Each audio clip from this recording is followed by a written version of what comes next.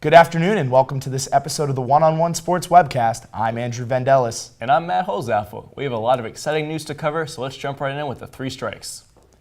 This past week, Columbus Crew owner Anthony Precourt announced that he will move the team to Austin, Texas in 2019 unless plans for a new stadium in downtown Columbus can be finalized in the next year. Columbus is an original member of the MLS and is preparing for another playoff run. On Friday, it was announced that no refunds will be offered for the 2018 season tickets, seemingly to prevent fans from using this move to protest the ownership's decisions. Matt, what do you think of all this? I understand it. Sports is a business, and they don't want to lose that money they would lose if fans are saying, oh, they're leaving us. Why would we go to their games? But you got to be loyal to your fan base. The Columbus Crew are a team that have been in Columbus since '96. The name Crew symbolizes the unity between the team and their players and community. So they're kind of going against their ideals here when they're saying, oh, you can't have a refund.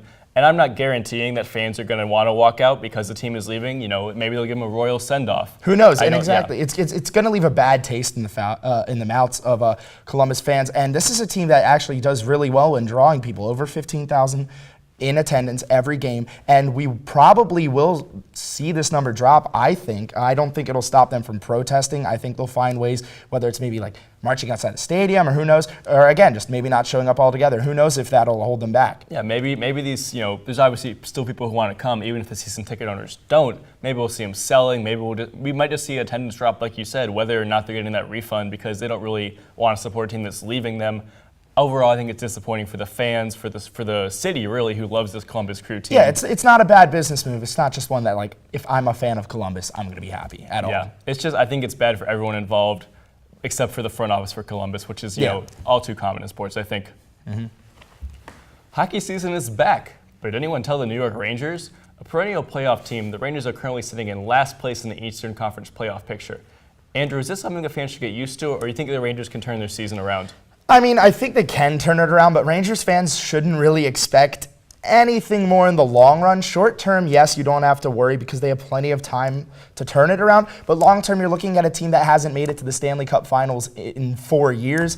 And if you look at them right now, they're allowing 3.4 goals per game. They're 21st in the league. So they're definitely defensively not all there. And they're not really reciprocating on offense either, 24th in scoring. And I just think short term, it is time to panic. But they can turn it around. Long term, I just wouldn't get used to any you mentioned success. Watching them, there's very clear issues you can see. Like you said, the defensive problems. They've given up more than 3 goals in 7 of their matches so far. And you mentioned not making the Stanley Cup since 2014. They haven't won the Stanley Cup since the 90s.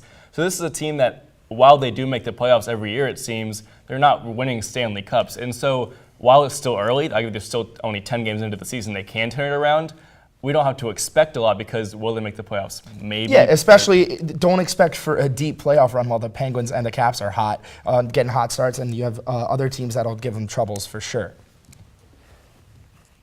Gordon Hayward suffered a dislocated ankle and a fractured tibia in the Boston Celtics season opener and will now miss the rest of the season. The star player was expected to help the Celtics make a push to challenge the Cavaliers, but now will be stuck on the sidelines. Matt, does this injury cripple Boston, or can they recover and win it for the fallen team? Well, obviously it cripples Boston. This is your second best, if not best player. That's a whole different debate. But I don't know about who's that. Contributing so much to the team? They're hoping for a big season. They just got him from Utah, and he's part of their core now. They want to build around him and Kyrie with all these younger players. They looked great. They were saying it was them in Cleveland. That was all the conversation. And obviously, I think still think they're going to make the playoffs, but are they going to beat Cleveland?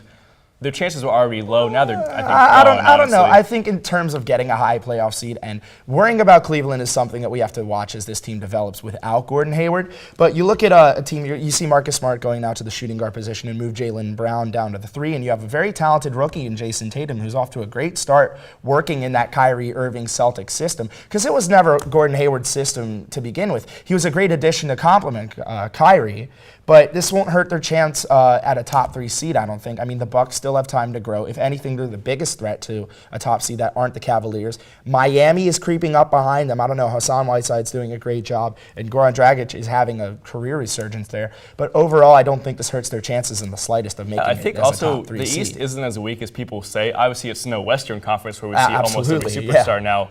But I think the East isn't that weak, and for that reason, Boston could see their position slip a little bit from potential 2 to maybe even 4, 5, or 6. And you mentioned, guys like Smart and Tatum and Jaylen Brown, who are all 23 and under. So it'll be interesting to see how they gel with the team without Gordon Hayward. And paired with veterans like Al Horford down in the post and Kyrie Irving with this is his team. And I think the East is weak by a lot, but this is something that the Celtics can definitely take advantage of. Normal NBA, they're fine. Super team NBA, look out, Boston. Okay. Coming up next, I'll talk to our baseball experts as the NBA's new super teams. Stick around.